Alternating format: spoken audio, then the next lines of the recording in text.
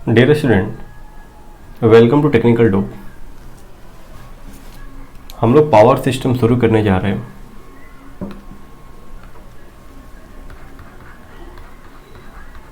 आज से हमारा पावर सिस्टम शुरू होने वाला है। पावर सिस्टम में हम लोग जो है वो सारे टॉपिक कवर करेंगे जो हमारे एग्जाम के लिए इम्पोर्टेंट है, यानी कि कोई भी स्टेट लेवल का पेपर दो या फिर पावर सिस्टम का प्रॉपर कोर्स हो, उसको हम लोग यहाँ पे डिस्कशन करेंगे। क्लियर है? अब पावर सिस्टम हम लोग क्यों पढ़ते हैं और क्या क्या पढ़ना है, सबसे पहले ये देख लेते हैं। तो ये कोर्स अगर आप लोग जो है ना, देखो एसएससी जेई के लिए प्रिपेयर हो रहे हो, या फिर अगर आप यूपी पीसीएल के लिए प्रिपेयर हो रहे हो, या फिर अगर डीएफसीसीआईएल के लिए प्रिपेयर हो रहे हो,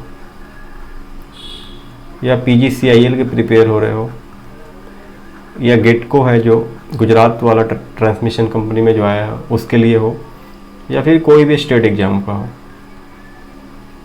ठीक है। आप लोग देख सकते हो इस वीडियो को। तो सबसे पहले हम लोग इसमें सिलेबस देखते हैं, मेरे को क्या क्या पढ़ना होता है सर। तो देखिए सर, इसको हम लोग जो है ना अप्रॉक्सीमेटली 6 मॉड्यूल में डिवाइड करके पढ़ते हैं। Clear sir? 6 मॉड्यूल में। तो सर हम लोग सबसे पहले जो पढ़ते हैं वो होता है हमारा transmission and distribution. Transmission and distribution. अब सर ये बात निकल के आती है कि सर ट्रांसमिशन एंड डिस्ट्रीब्यूशन में पढ़ना है क्या क्या। पहले हम लोग सिलेबस देख रहे हैं, फिर हम लोग एक पॉइंट पे आएंगे क्यों पढ़ना है और इसका फ़ायदा क्या है। तो सबसे पहले ट्रांसमिशन एंड डिस्ट्रीब्यूशन में हम लोग पढ़ेंगे ट्रांसमिशन लाइन के बारे में। बहुत इंपॉर्टेंट है ये, ट्रांसमिशन लाइन के बारे में हम लोग पढ़ेंगे। इसके बाद हम लोग इसमें पढ़ेंगे सर हमारा ट्रांसमिशन लाइन जो होगा उसका हम लोग एक प्रॉपर एनालिसिस करेंगे, जिसमें हम लोग चेक करेंगे कि हमारा ट्रांसमिशन लाइन का परफॉर्मेंस कैसा है, उसको कैसे हम लोग बेहतर और कर सकते हैं। तो हम लोग पढ़ेंगे ट्रांसमिशन लाइन परफॉर्मेंस के बारे में। उसके बाद हम लोग पढ़ेंगे सर सर्जेस के बारे में, ठीक है। फिर हम लोग पढ़ेंगे सर वोल्टेज कंट्रोल हम लोग ट्रांसमिशन लाइन में कैसे करते हैं, इसका क्या सिग्निफिकेंस है। फिर हम लोग यूजी केबल के बारे में पढ़ेंगे। यूजी केबल मतलब अंडरग्राउंड केबल्स के बारे में सर, इसका रेटिंग क्या है, क्या यूज होता है और क्यों हम लोग इतना रेटिंग तक यूज करते हैं, इसको यूज करने में फ़ायदा क्या है, कहाँ पे यूज होगा, इन सारे पॉइंट्स को, ठीक है। यूजी केबल के बाद से हम लोग पढ़ेंगे सर ओवरहेड इंसुलेटर्स के बारे में। बहुत इंपॉर्टेंट है, इससे हर एक पेपर में सवाल पूछे जाते हैं इंसुलेटर्स टॉपिक के ऊपर, ठीक है। उसके बाद से हम लोग अब डिस्ट्रीब्यूशन सिस्टम के बारे में पढ़ेंगे। डिस्ट्रीब्यूशन सिस्टम के बारे में पढ़ेंगे सर। उसके बाद से हम लोग फिर एक टॉपिक पढ़ते हैं लोड फ्रीक्वेंसी कंट्रोल के बारे में, ठीक है। फिर हम लोग पढ़ते हैं कोरोना इफेक्ट के बारे में। ये हमारा सिर्फ ट्रांसमिशन का मैं टॉपिक बता रहा हूँ। फिर हम लोग पढ़ते हैं इसमें एचपीडीसी के बारे में, हाई वोल्टेज डायरेक्ट करंट के बारे में। यानी कि इतने टॉपिक हैं। अब तो हम लोग जो है ना इसमें कुछ इंपॉर्टेंट हाईलाइट कर देते हैं कि सर हमारे जेई वेई के एग्जाम के लिए कौन इंपॉर्टेंट है। ट्रांसमिशन लाइन बहुत इंपॉर्टेंट है, ट्रांसमिशन लाइन का परफॉर्मेंस भी इंपॉर्टेंट है। सर्जेस से सवाल नहीं पूछे जाते हैं, वोल्टेज से भी नहीं। अंडरग्राउंड केबल बहुत इंपॉर्टेंट है। ओवरहेड इंसुलेटर से सवाल रहता ही रहता है। डिस्ट्रीब्यूशन सिस्टम से भी सवाल रहता है, कोरोना से भी रहता है। ये सारे टॉपिक हमारे एई जेई लेवल के एग्जाम के लिए बहुत इंपॉर्टेंट है, कोई भी स्टेट लेवल का एग्जाम हो, कोई भी जेई लेवल के पेपर हो। चलिए सर, अब इसके बाद हम लोग क्या पढ़ेंगे। हमारा पहला हो गया सर ट्रांसमिशन एंड डिस्ट्रीब्यूशन। इसके बाद हम लोग पढ़ेंगे सर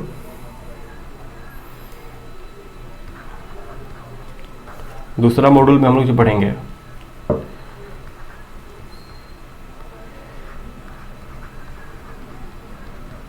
पावर सिस्टम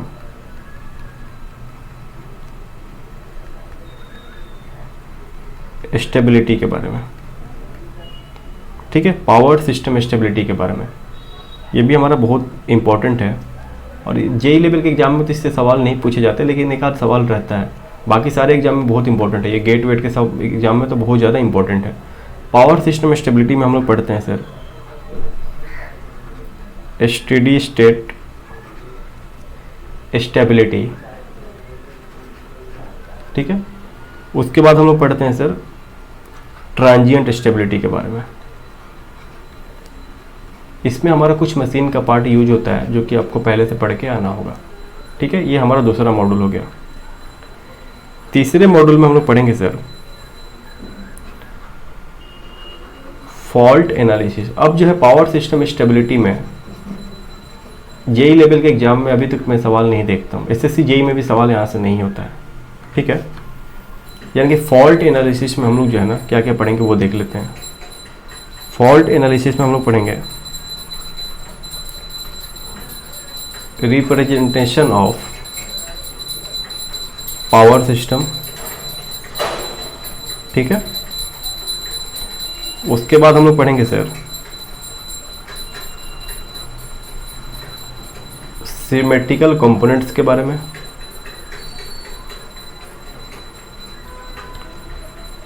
फिर हम लोग पढ़ेंगे सर सीक्वेंस नेटवर्क्स के बारे में। अब मैं बता दूंगा इसमें कौन कौन इंपॉर्टेंट है, क्लियर है, आपको समझ में आ जाएगा। फॉल्ट एनालिसिस देखो सेमेस्टर के लिए पढ़ोगे या कोई भी कम्पिटिटिव एग्जाम के लिए पढ़ोगे तो पूरा पढ़ना होगा, लेकिन स्टेट लेवल के एग्जाम में कुछ स्पेसिफिक होता है जो पूछा जाता है बार बार आपसे। अब हम लोग इसमें देखते हैं सर हमारा सिमेट्रिकल कंपोनेंट थोड़ा इंपॉर्टेंट हो जाता है, कभी कभी किसी यूपीपीसी के एग्जाम में पूछ लिया जाता है। फॉल्ट एनालिसिस इंपॉर्टेंट है, इससे एसएससी जेई में सवाल आता है। सिमेट्रिकल फॉल्ट और अनसिमेट्रिकल फॉल्ट का जो लाइन टू ग्राउंड हमारा जो होता है ना, line to ground, LL fault, LLG fault, ठीक है, सिमेट्रिकल अनसिमेट्रिकल दोनों टाइप में हमारा सवाल अनसिमेट्रिकल फॉल्ट से ही सवाल ज़्यादा पूछने का चांसेज रहता है। ठीक है, तो ये हमारा फॉल्ट का पार्ट हो गया। अब हम लोग पढ़ेंगे सर, देखो ये हमारा जो भी हाईलाइट कर रहा हूँ ये जेई और स्टेट लेवल के एग्जामिनेशन के लिए इंपॉर्टेंट है। चौथे मॉड्यूल में हम लोग पढ़ेंगे सर पावर सिस्टम प्रोटेक्शन के बारे में। पावर सिस्टम प्रोटेक्शन के बारे में हम लोग पढ़ेंगे। पावर सिस्टम प्रोटेक्शन में जो है हम लोग पढ़ेंगे सबसे पहले हमारा कौन कौन सा स्विच यूज होता है, यानी कि प्रोटेक्टिव स्विचेज के बारे में हम लोग पढ़ेंगे। और इसके अंदर हम लोग पढ़ेंगे प्रोटेक्टिव रिलेज के बारे में, यानी कि स्विचेज में हमारा सर्किट ब्रेकर हो सकता है, बहुत सारी चीज़ें जो इसमें मेरे को पढ़ना है, तो ये सारी चीज़ें हम लोग डिस्कशन करेंगे एक अच्छे लेवल तक। और ये बहुत इंपॉर्टेंट है, ये दोनों टॉपिक हमारे इंपॉर्टेंट है किसी भी स्टेट एग्जामिनेशन के लिए। देखो मेनली क्या होता है ना, transmission and distribution, power system protection, दो ही यूनिट से ज़्यादा सवाल पूछे जाते हैं। एक और यूनिट होता है पावर जनरेशन,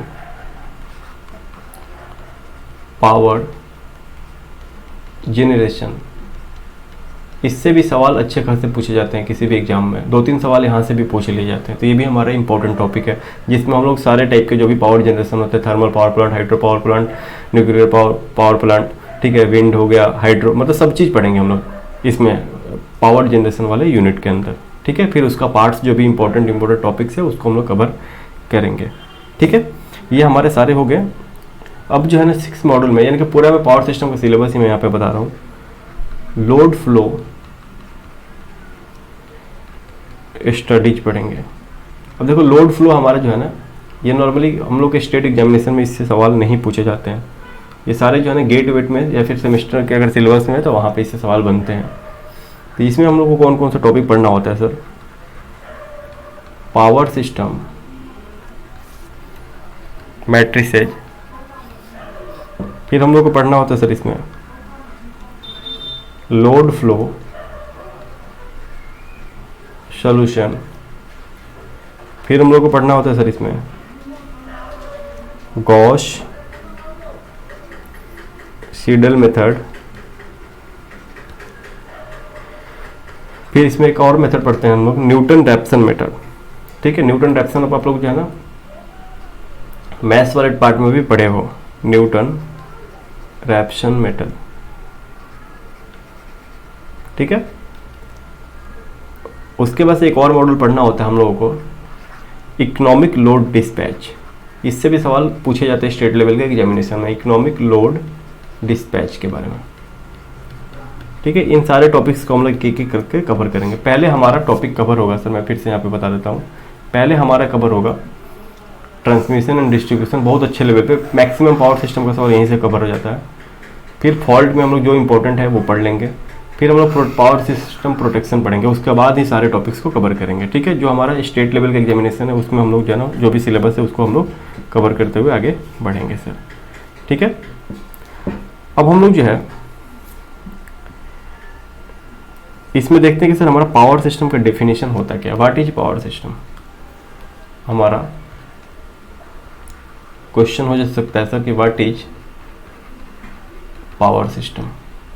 सबसे पहला सवाल यही हो सकता है कि पावर सिस्टम हमारा क्या है sir.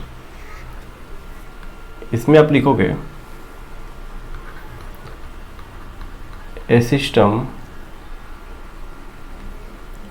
Design to generate, transmit, distribute and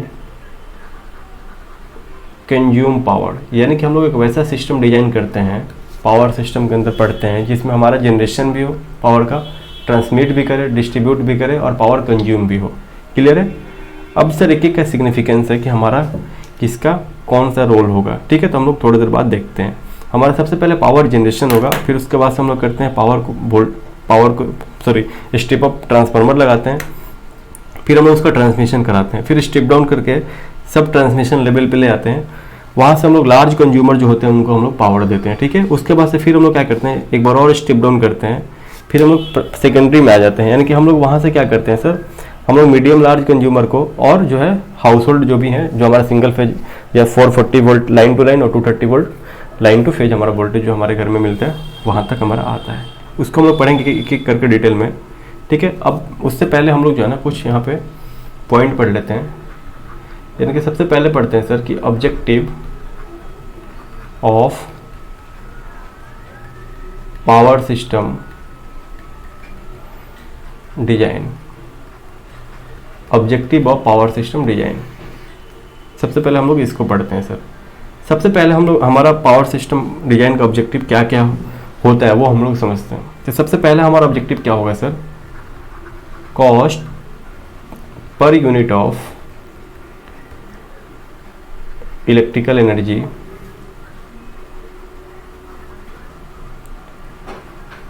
must be minimised.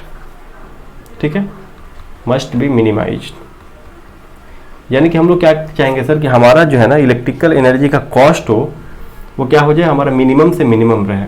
ठीक है, तभी तो हमारा जो भी कंज्यूमर होंगे उनके लिए क्या होगा, सुविधाजनक होगा या उनके लिए जो है ना आसानी होगा। ठीक है, कोई भी इंसान चाहता है क्या कि हमारा पैसा कम खर्च हो, हमारा काम भी हो जाए। ठीक है, यानी कि हमारा सबसे पहला फोकस कहाँ पर रहेगा, कॉस्ट मिनिमाइजेशन के ऊपर। तो इसमें हम लोग इसमें हम लोग कौन कौन सा टॉपिक करेंगे सर, तो हम लोग पढ़ेंगे इसमें इकोनॉमिक जनरेशन हमारा होगा, तब तो हमारा कॉस्ट कम होगा। उसके बाद से हम लोग क्या करेंगे, हमारा इकोनॉमिक लोड डिस्पैच होगा। ठीक है, चलिए दूसरा हमारा ऑब्जेक्टिव क्या होगा सर पावर सिस्टम में।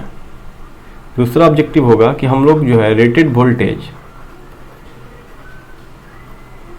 And frequency must be supplied to consumer. हम लोग ये चाहेंगे कि सर हमारे जो कंज्यूमर हैं उनको रेटेड वोल्टेज और रेटेड फ्रीक्वेंसी मिले। ठीक है सर, तो इसमें हम लोग जो है ना इसके लिए हम लोग क्या क्या पढ़ते हैं सर, वोल्टेज कंट्रोल हमारा कैसे होगा वो सीखेंगे हम लोग। उसके बाद से हमारा जो है ना load frequency control, load frequency control. ठीक है सर, ये हमारा दो ऑब्जेक्टिव हो गया। तीसरा ऑब्जेक्टिव क्या होगा सर, तीसरा ऑब्जेक्टिव होगा रिलायबल पावर। हमारा reliable power supply must be provided to consumer. ठीक है, कंज्यूमर को हमारा पावर जो है ना रिलायबल वे में मिल जाए। ठीक है, अब जो है इसमें हम लोग कौन कौन से टॉपिक प्रॉपर पढ़ेंगे इसको लेकर के, तो हमारा होगा इसमें हमारा सर ओवरहेड ट्रांसमिशन लाइन, ताकि कंज्यूमर को जो है ना हमारा कोई दिक्कत नहीं हो, इसमें स्टडी करेंगे। ठीक है, और हम लोग अंडरग्राउंड केबल्स, ठीक है, 2 टॉपिक कवर करेंगे, ठीक है sir.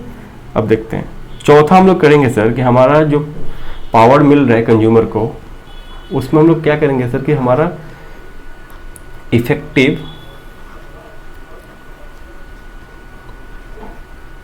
Protection system must be provided, ठीक है। हम लोग प्रॉपर प्रोटेक्शन के साथ पावर हम लोग देंगे किसको सर, कंज्यूमर को। यानी कि इसमें हम लोग क्या क्या स्टडी करेंगे सर, तो इसके अंदर हम लोग स्टडी करेंगे सर फॉल्ट एनालिसिस का, कैसे मिनिमम से मिनिमम रहेगा फॉल्ट हमारा, और कौन कौन सा फॉल्ट होता है जिसको पकड़ पाएंगे हम लोग, कैसे इजीली डिटेक्ट कर पाएंगे, ठीक है। उसके बाद से हम लोग पढ़ते हैं power system protection, power system protection,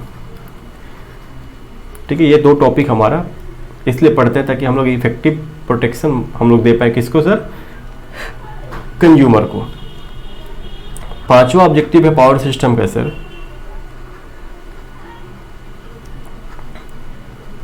system should remain in synchronism when fault अकर, ठीक है। यानी कि फॉल्ट होने के बाद भी सिस्टम हमारा सिंक्रोनाइज रहे, ठीक है। सिंक्रोनाइज मतलब रहे, मतलब कि इजीली हम लोग उसको फिर से चालू कर पाए, वो हमारा जुड़ा रहे, सिस्टम हमारा डिफेक्टिव नहीं हो। यानी कि हम लोग जो है ना इसमें क्या पढ़ते हैं सर, हमारा स्टेबिलिटी के बारे में पढ़ते हैं, पावर सिस्टम स्टेबिलिटी के बारे में,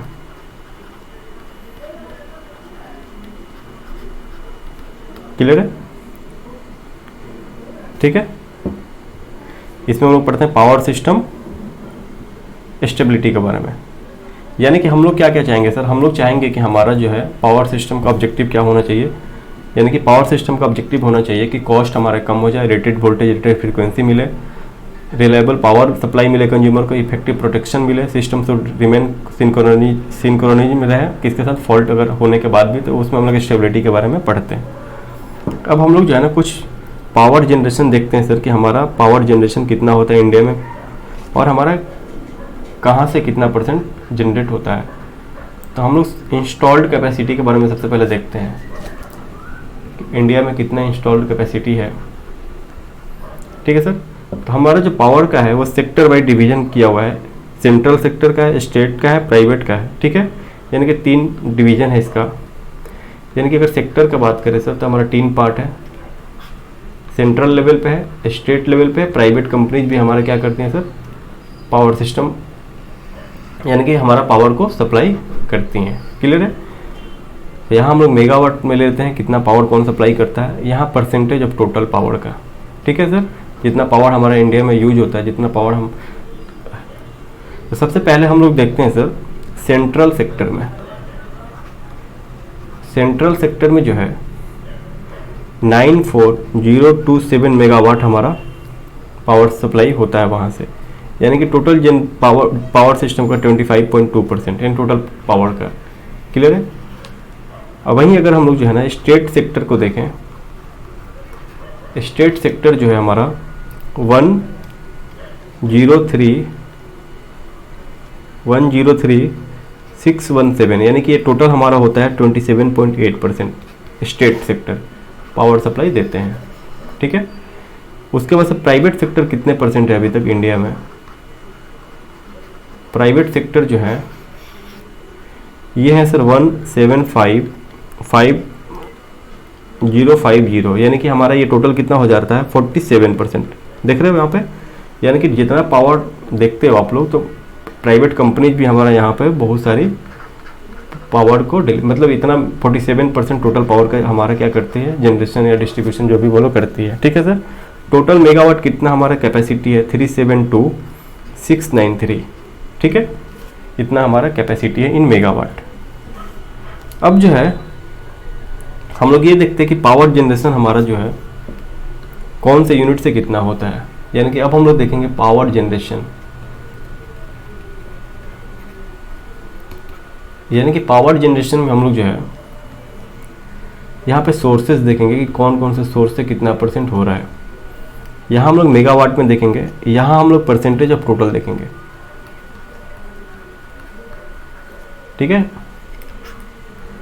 चलिए सबसे पहले जो है हम लोग यहाँ पे सबसे पहले लेंगे सर थर्मल पावर को।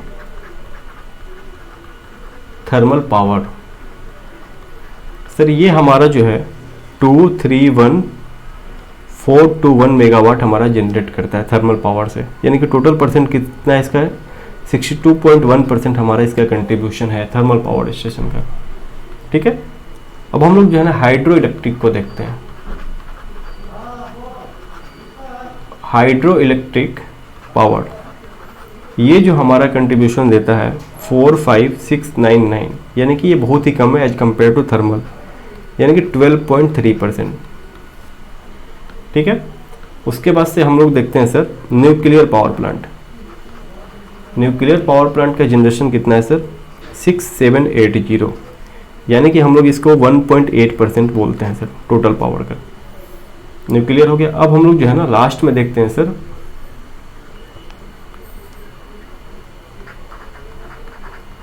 रिन्यूएबल एनर्जी सोर्स, यानी कि इसके अंदर हमारा आएगा सोलर, विंड और टाइडल। ठीक है, ये हमारा 88,793, यानी कि टोटल हमारा 23.8% हमारा ये कंट्रीब्यूट करता है सर। अब हम लोग टोटल ऐड करेंगे तो हमारा यहाँ पे हो जाएगा सर 372,693। क्लियर है, मेगावाट।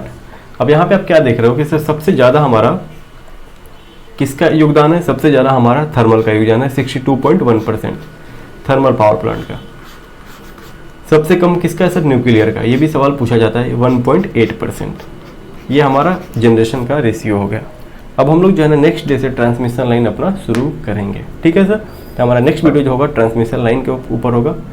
वीडियो पसंद आने पर लाइक कीजिए, चैनल को सब्सक्राइब कीजिए, शेयर कीजिए। हम लोग पूरा पावर सिस्टम कंटिन्यू करेंगे और हर एक टॉपिक के बाद प्रीवियस ईयर सवाल भी अटेम्प्ट किया जाएगा। Thank you.